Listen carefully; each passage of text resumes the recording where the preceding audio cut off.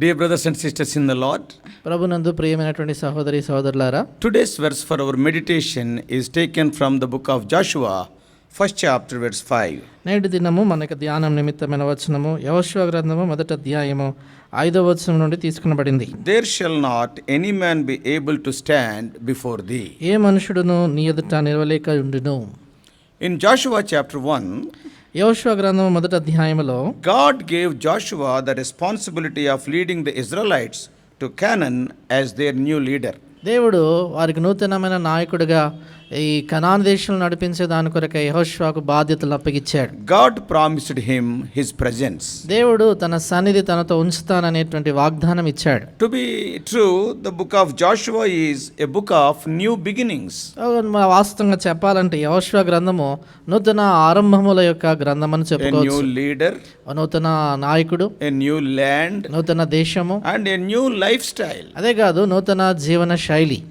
The 40 years of wandering in the wilderness was over.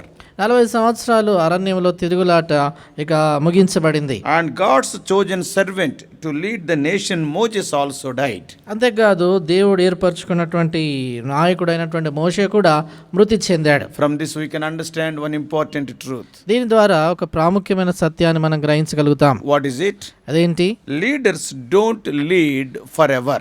నాయకులైన వారు ఎల్లప్పుడూ అలాగే ఉండిపోయి వారు నడిపించేవారుగా ఉండలేరు. This is true even for godly servants like Moses or David or Paul, etc. ఇది ఎలాంటి వారైనా కూడా భక్తి కలిగినటువంటి నాయకులు వారు ఒకవేళ మోషే కావచ్చు, దావీదు కావచ్చు, పౌలు లాంటి వాళ్ళు కావచ్చు, అందరి విషయంలో వాస్తవం. There comes a time in every ministry when God calls for a new beginning. ప్రతి పరిచర్యలో కూడా దేవుడు ఒక నూతన ఆరంభాన్ని పలికేటువంటి సమయం అనేది వస్తుంది. Then a new generation will come and a new leadership will be there. అప్పుడు నూతన తరం అనేది రావటము, నూతనమైనటువంటి నాయకుడు కనబడటం మనం చూస్తాం. God's workmen will be changing, but his work goes on. దేవుని పనివారు మారుతా ఉంటారు, కానీ దేవుని పని మాత్రము కొనసాగుతూ ఉంటుంది. Here all the people from the old generation died, including Moses and Aaron. ఇక్కడ పాత తరానికి చెందినటువంటి వారందరూ కూడా మరణించినారు. మోషే, అహరోన్లు సైతం కూడా మరణించారు. Only Joshua and Caleb were alive. కేవలము మోషే, యెహోషువ, కాలేబులు మాత్రమే సజీవులై ఉండినారు. Who were of more than 20 years of age when they entered into the wilderness. అరణ్య యాత్రలో ప్రవేశించిన సమయంలో 20 సంవత్సరాలు పైబడినటువంటి వాళ్ళు వారు. And Joshua is totally new to leadership. యెహోషువ నాయకత్వం విషయంలో సంపూర్ణంగా క్రొత్త సంగతి ఆయనకి. Up until now he was a good servant to Moses. అంతవరకు కూడా ఆయన మోషేకి మంచి సేవకుడుగా, దాసుడుగా ఉంటా వచ్చాడు. Also he proved himself as a good soldier at Rephidim when the Amalekites came against them in their wilderness journey. అదే కాదు, వారు అరణ్య యాత్రలో రెఫీదీం అనేటువంటి స్థలములో అమాలేకీయులు వారిపై దాడి చేసినప్పుడు మంచి యోధుడుగా, సైనికుడుగా తాను కనపరుచుకున్నాడు. Now the new task, that is leadership, seems to be beyond his capacity. ఇప్పుడు నూతనమైనటువంటి బాధ్యత, ఈ నూతన నాయకత్వము తన యొక్క స్తోమతకు మించినట్లుగా కనబడుతుంది. Now what to do? ఇప్పుడు ఏం చేయాలి? So dear brother and sister, కనుక ప్రియమైన సహోదరి సహోదరులారా, probably you also may be in a similar situation today. బహుశా ఈ దినాన్ని నీవు కూడా ఇలాంటి పరిస్థితిలోనే ఉన్నావేమో. A big burden is being kept on your shoulders suddenly. ఉన్నట్టుండి అకస్మాత్తుగా నీ భుజములపై ఎంతో గొప్ప భారము మోపబడతా ఉంది. The leaders on whom you were depending all these days for guidance etc. are no more. నువ్వు ఇంతకాలం అయితే నీ నడుపుదల కొరకై, ఆయా సంగతుల కొరకై నాయకులపై ఆధారపడుతూ వచ్చేవో వారికి మీదట లేరు. They have gone to their eternal destinations suddenly. వారు అకస్మాత్తుగా వారి యొక్క నిత్య గమ్య స్థానాలకి వారు వెళ్ళిపోయారు. All of a sudden new responsibilities are kept on your shoulders. అలాగున ఉన్నట్టుండి అకస్మాత్తుగా నూతన బాధ్యతలు నీ యొక్క భుజములపై ఉంచబడ్డాయి. Always remember, leaders will experience unseen headaches. చూడండి, ఎల్లప్పుడు జ్ఞాపకం ఉంచుకోవాలి, నాయకులైన వారు తెలియనటువంటి తలపోట్లు వాళ్ళు ఎదుర్కొంటారు. Let us study Joshua's condition. ఇప్పుడు యెహోషువ యొక్క పరిస్థితి ఏంటో మనం పఠిస్తాం. This morning I want to mention 7 major problems which were before Joshua. ఈ కాలాన యెహోషువ ఎదుర్కొన్నటువంటి 7 ప్రాథమికమైన లేక పెద్ద సమస్యలు ఏంటో మనం చూస్తాం. Maybe you also are facing similar problems. బహుశా నీవు కూడా ఇలాంటి సమస్యలు ఎదుర్కొంటున్నావేమో. Then you must hear carefully. అలాంటప్పుడు నువ్వు జాగ్రత్తగా వినాలి. Number 1. మొదటిది, To be a successor to Moses was no easy task. మోషే తర్వాత నాయకుడిగా ఉండటం అనేది సులువైనటువంటి బాధ్యత కాదు. And Moses was a man who talked to God face to face. మోషే ఎలాంటి వాడంటే ముఖాముఖిగా దేవునితో మాట్లాడినటువంటి వాడు. He was a great leader. ఆయన ఎంతో గొప్ప నాయకుడు. He was a great legislator. అదే కాదు, ఆయన ఎంతో చట్టాన్ని ధర్మశాస్త్రాన్ని ఇచ్చినవాడు. He is the lawgiver. ఆయన ధర్మశాస్త్రం ఇచ్చినవాడు. When Joshua stepped into Moses' sandals, he discovered how big they were. కనుక ఈ యోషువ మోషే బాధ్యతలను స్వీకరించిన తర్వాత ఆ బాధ్యత ఎంత పెద్దదో అనేది తను గుర్తెరిగాడు. So the first problem is replacing Moses as a leader would generate shivers, I am telling you. మొదటి సమస్య ఏంటంటే మోషే తర్వాత నాయకత్వ బాధ్యతలు వహించడము నిజంగా అది వెనులో వణుకు పుట్టించేది. That is the first difficulty. అది మొదటి కష్టం. And secondly, రెండవది, leading people of Israel is now not an easy task. ఇశ్రాయేలు ప్రజలు నడిపించడం అనేది కూడా అంత సులువైనటువంటి పని కాదు. They are notorious for their stiff-necked attitude. వారి యొక్క మెడవంచని స్వభావం విషయంలో వారు ఎంతగానో కీడును జరిగించినటువంటి వారు. Oh, they were rebellious in nature. వారు తిరుగుబాటు చేసినటువంటి వాళ్ళుగా మనం చూస్తాం. How many times they exhibited the same attitude during their 40 years wilderness journey. వారు 40 సంవత్సరాల అరణ్య యాత్రలో ఎన్ని పర్యాయాలు అదే స్వభావాన్ని వాళ్ళు కనపరిచారనేది మనం ఎరుగుదాము. That was the main reason for their death in the wilderness. వారు అరణ్యంలో అలా రాలిపోయేదానికి కూడా ప్రాథమికమైనటువంటి సమస్య అదే. So first is to be a successor to Moses is not an easy task. కనుక మొదటిది మోషే తర్వాత నాయకుడిగా ఉండడం అనేది సులువైనటువంటి And బాధ్యత secondly, కాదు. leading people like the Israelites is not an easy task. రెండోది ఇశ్రాయేలు ప్రజలు లాంటి వారిని నడిపించడం అనేది సులువైనటువంటి బాధ్యత కాదు. And the third problem before Joshua is, తర్వాత యెహోషువ ఎదుర్కొన్నటువంటి మూడవ సమస్య ఏంటంటే, till now Joshua was known as a servant. అంతవరకు కూడా యెహోషువ ఒక సేవకుడిగా ఒక దాసుడుగా ఆయన ఎరగబడినవాడు. There was a big doubt on whether these people would accept him as their leader. గనక ప్రజలు ఆయన నాయకుడిగా అంగీకరిస్తారా లేదా అనే దానిపై పెద్ద అనుమానం ఉంది. Earlier, people like Korah et al. Rebelled against their leadership of Moses and Aaron themselves. అంతేకాదు, అంతకు మునుపు మనం చూసినప్పుడు కోరాహు లాంటి వాళ్ళు కూడా మోషే అహరోన్ లాంటి నాయకుల మీద కూడా తిరుగుబడినారు. Acceptability is a big problem. గనక అంగీకరించబడటము నాయకుడిగా అనేది చాలా పెద్ద సమస్య. That is the third problem before Joshua. యెహోషువ ఎదుర్కొన్నటువంటి మూడవ సమస్య అది. And the fourth problem, నాలుగవ సమస్య, Moses was from the tribe of Levi, whereas Joshua is from Ephraim. చూడండి, మోషే విషయానికి వచ్చినప్పుడు లేవి గోత్రానికి చెందినవాడు, యెహోషువ ఏమో ఎఫ్రాయిము గోత్రానికి చెందినవాడు. Personal inadequacy was a big problem. కనుక వ్యక్తిగతంగా చాలనితనము ఆయన జీవితంలో పెద్ద సమస్యగా అయిపోయింది. This tribal background could have led to rejection. కనుక ఆయన గోత్ర వెనక చరిత్ర ఆయన నిరాకరించబడే దానికి దారి తీయవచ్చు. And another fifth problem, తర్వాత ఐదవ సమస్య, coming to the enemies, Canaan is occupied by the enemies who are more in number and stronger than the Israelites. శత్రువుల విషయానికి వచ్చినప్పుడు కనాను దేశము ఎక్కువ సంఖ్యలో ఉన్నటువంటి శత్రువులు, ఎక్కువ బలముతో ఉన్నటువంటి శత్రువులతో నిండి ఉండింది. They are men of war, where many Israelites were not good soldiers. వీరేమో యుద్ధ శూరులై ఉన్నారు, అయితే ఇశ్రాయేల్లో అనేక మంది అంత యుద్ధ నేర్పరితనం కలిగిన వాళ్ళు car. Israelites had not fought that many battles in their wilderness journey. ఇశ్రాయేలీలు వారి అరణ్య యాత్రలో అన్ని యుద్ధాలు జరిగించినటువంటి వాళ్ళు కాదు. Each point can be explained for 1 hour. దీంట్లో ప్రతి అంశాన్ని కూడా కనీసం గంట సేపు మనం వివరించవచ్చు. But ours is a brief meditation. I am mentioning only the important things. అయితే ఇది క్లుప్తమైన ధ్యానం గనక చాలా ప్రాముఖ్యమైనటువంటి సంగతులు మాత్రమే చెప్పి వెళ్తున్నాం. And the sixth problem before Joshua is, యెహోషువ ఎదుర్కొన్న ఆరో సమస్య ఏంటంటే, enemies were giants and living in walled cities. అదిగా ఈ శత్రువులేమో ఉన్నత దేహులై ఉన్నారు, అదే కాదు ప్రాకారములు కలిగినటువంటి పట్టణాల్లో జీవిస్తున్నారు. Some of them were living on hills. వారిలో కొందరు కొండలపై నివసిస్తున్నారు. Yeah, always the fight for the person who is on the top of the hill is very easy. At the foot of the hill, it is very difficult. చూడండి, ఎల్లప్పుడూ కూడా కొండ మీద నుంచి యుద్ధం చేసేటువంటి వ్యక్తికి యుద్ధం చాలా సులువుగా ఉంటుంది, కానీ కొండ దిగువ భాగం నుండి యుద్ధం చేసేవాడికి చాలా కష్టతరం యుద్ధం. Yeah, from the top of the hill, if they just roll down one stone, it will kill 10 people. ఆ కొండ మీద నుండి కానీ వాళ్ళు ఒక పెద్ద బండరాయి అలా దొర్లించినప్పుడు కింద ఉన్నటువంటి వాళ్ళు 10 మంది చనిపోతారు. But it is very difficult for the people at the foot of the hill to fight the battle. అయితే కొండ దిగువ భాగం ఉన్నటువంటి వాళ్ళు యుద్ధం జరిగించడం అనేది చాలా కష్టం. So the fight for the Israelites was going to be very difficult. కనుక ఇశ్రాయేలు వారికి ఎరుకైనటువంటి యుద్ధ పోరాటము చాలా కష్టతరమైనదిగా ఉండబోతుంది. And the seventh problem before Joshua, these are the major problems. ఇవి చాలా ప్రాముఖ్యమైన సమస్యలు. ఏడవ రెండవ సమస్య యెహోషువ ఎదుటుంది. Dividing the inheritance in the promised land was the biggest task. అన్నిటికన్నా పెద్ద బాధ్యత పని ఏంటంటే ఆ వాగ్దాన దేశములో స్వాస్థ్యాన్ని పంచిపెట్టడం. Undoubtedly, all the Israelites would unite while going to war, but when it came to the dividing of inheritance,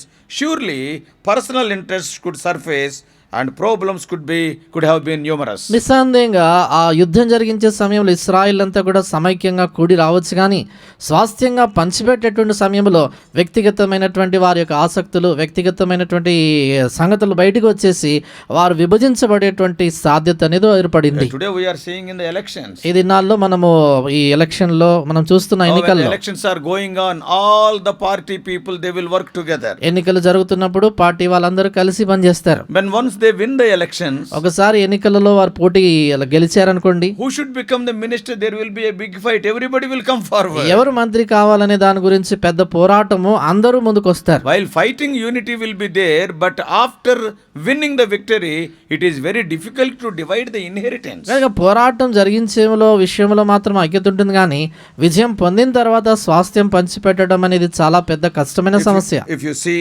already the tribes of Reuben, Gad and half tribe of Manasseh declared before Moses that they want to settle this side of Jordan. అదే కాదు, రూబేను, గాదు, ఈ యొక్క మనిషి గోత్రాలు వారు, అర్ధగోత్ర వారు అదివరకే మోషే ఎదుట చెప్పారు, మేము ఇటువైపుగా మా యొక్క స్వాస్థ్యాన్ని తీసుకుంటామని. So this is the seventh problem. కనుక ఇది 7వ సమస్య. So in addition to this, Joshua had many more problems to tackle. కనుక ఇవి మాత్రమే కాదు, యెహోషువ ఎదుర్కొనటానికి కొరకు ఇంకా అనేకమైనటువంటి సమస్యలు ఆయనకు ఉన్నాయి. That's why at this juncture God gave Joshua the promise which we are studying today. అందుచేతే ఆ సందర్భంలో ఇది మనం చదువుకున్నటువంటి వాగ్దానము దేవుడు యెహోషువకు అనుగ్రహించాడు. There shall not any man be able to stand before thee. ఏ మనుషుడును నీ ఎదుట నిలవలేక ఉండును. What an encouragement. అలాంటి ప్రోత్సాహం. Oh dear brothers, dear sisters. ప్రియమైనటువంటి సహోదరి సహోదరులారా, As a new leader with new assignments, you also can claim this promise today. నూతనమైనటువంటి బాధ్యతలు వహించిన నూతనమైనటువంటి నాయకుడిగా నీవు కూడా ఈ వాగ్దానాన్ని జీవితంలో కోరుకోవచ్చు. Probably by knowing your need, God has given this promise today. బహుశా నీ యొక్క అవసరత నెరిగినటువంటి వాడై దేవుడు ఈ వాగ్దానాన్ని దినాన్ని నీకు అనుగ్రహించాడు. Here one more thing, important thing before I close. ముగించే దానికి మునుపుగా ఇక్కడ మరొక ప్రాముఖ్యమైన సంగతి, We have to note that Joshua is a God appointed leader. మనం గమనించాలి, ఇక్కడ యెహోషువ దేవుని చేత నియమించబడిన నాయకుడు. He is not even Moses' choice. ఆయన కనీసము మోషే ఎన్నుకున్న నాయకుడు కూడా కాదు. That's why it is always better to ascertain our call. అందుచేత ఎల్లప్పుడూ కూడా మన పిలుపు నిశ్చయపరచుకోవటము చాలా ప్రాముఖ్యం. Are we God appointed or man appointed using all backdoor methods? అనగా మనం దేవుని చేత నియమించబడ్డామా, లేక మానవుడి చేత ఏర్పరచబడినటువంటి వారమై వెనకదారులుగా మనం వచ్చే వాళ్ళగా Or ఉంటున్నామా? some of the people I have seen, they are not appointed by God, they are not appointed by men, they are self-appointed leaders. నేను కొంచెం చూశాను, వారిలో దేవుడి చేత ఏర్పరచబడిన వారు కాదు, లేక మానవుడి చేత ఏర్పరచబడిన వారు కాదు, కానీ వారంతటి వారే స్వయంగా తమను తాము ఏర్పరచుకొని They వచ్చేవారు. declare that we are the leaders. వారు మేము నాయకులమని ప్రకటిస్తారు. Oh, Joshua is not like that. అయితే యెహోషువ అలాంటి వాడు కాదు. Much can be learned from the life of Joshua. యెహోషువ జీవితంలో నుంచి చాలా Oh, నేర్చుకోవచ్చు. these are all the basic reasons for the victorious Christian life. ఇవన్నీ కూడా విజయవంతమైనటువంటి క్రైస్తవ జీవితానికి కావలసిన కనీస నియమాలు. When God calls and appoints a person for a specific task, దేవుడు ఒక వ్యక్తిని పిలిచి నిర్దిష్టమైనటువంటి పని కొరకై తను అప్పగించినప్పుడు, then God's guidance, his protection, his resources are guaranteed. అప్పుడు దేవుని యొక్క నడుపుదల, ఆయన భద్రత, ఆయన వనరులు తప్పనిసరిగా ఆయన ఇచ్చేవాడుగా God ఉంటాడు. is obligated to guide such a person. దేవుడు అలాంటి వ్యక్తిని నడిపించేదానికి బద్ధుడై ఉన్నాడు. When God leads you, then you can lead the people. దేవుడు నిన్ను నడిపించినప్పుడు నీవు ప్రజలు నడిపించగలవు. I repeat this wonderful truth. ఈ అద్భుతమైన సత్యాన్ని మరలా చెప్తున్నాను. When God leads you, then you can lead the people. దేవుడు నిన్ను నడిపించినప్పుడు నీవు ప్రజలు నడిపించగలవు. Today many are failing in this area. ఈ దినాల్లో చాలా మంది ఈ విషయంలో We తప్పిపోతున్నారు. have created a mess in leadership and consequently there is a great disturbance in the local churches. కనుక మనం నాయకత్వ విషయంలో ఎంతో గందరగోళాన్ని సృష్టించామో, తద్వారా స్థానిక సంఘాల్లో ఎంతగానో ఇబ్బందుల్ని ఎదుర్కొంటున్నాం. Without God's calling, without God's promises, many wolves in sheep's clothing have entered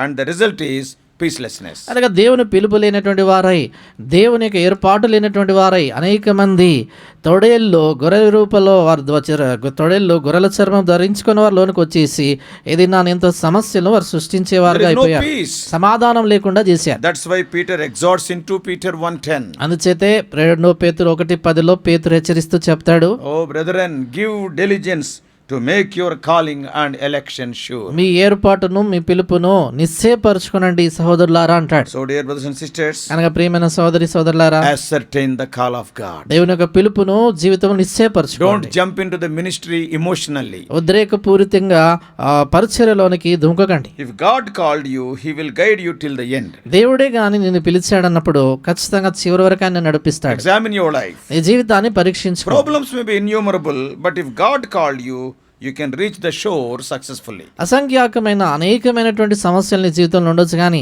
దేవుడు నిన్ను పిలిచి ఉంటే తీరానికి ఖచ్చితంగా చేరుకుంటావు. He'll be with you.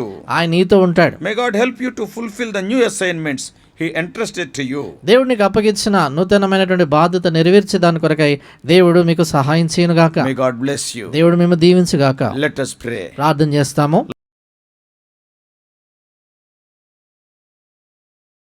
Loving Heavenly Father, ప్రేమ కలిగిన మా పరలోకపు our తండ్రి, gracious God, మా కృపగల దేవా, today what an encouragement we derive from the life of this new leader Joshua. రవైదినాన్న నూతన నాయకుడైన యెహోషువ జీవితం ద్వారా ఇలాంటి ప్రోత్సాహాన్ని మేము పొందుతున్నాం. He had so many fears in his mind. ఆయన యొక్క మనసులో అనేక భయాలు కలిగి ఉన్నాడు. That's why time and again we can read, I'll be with you and be of good courage, fear not, such type of things in Joshua earlier chapters. అంచేతే యెహోషువ గ్రంథం మొదటి అధ్యాయంలో నేను నీకు తోడయుందును, భయపడకుము, విస్మయం పొందకుము అనేటువంటి అనేక మాటల్ని ఆరంభ అధ్యాయంలో మేము Because చూడగలుగుతున్నాం. thou hast seen fear and doubt in the heart of Joshua. అంచేత ప్రభా యెహోషువ జీవితంలో భయము అనుమానం ఉండుట మీరు చూచారు. Because it is very difficult to replace Moses like people. అంచేతనే మోషే లాంటి ప్రజల తర్వాత రావటము, వారి బాధ్యతలు వహించడం చాలా It కష్టం. is very difficult to lead the people like Israelites. Israel లాంటి ప్రజలు నడిపించడం చాలా కష్టమైన Enemies సంగతి. are stronger and also more in number. శత్రువులు బలమైనటువంటి వారు, అంతేకాదు అధిక సంఖ్యలో ఉన్నవారు. And tribes are different. అదే కాదు గోత్రములు And వేరైనటువంటివి. he is not having any experience till now, he is only a servant. అంతవరకు కూడా దాని కేవలం సేవకుడుగా ఉన్నాడు, అనుభవం లేనివాడు. In the midst of all these things, వీటన్నిటి మధ్యలో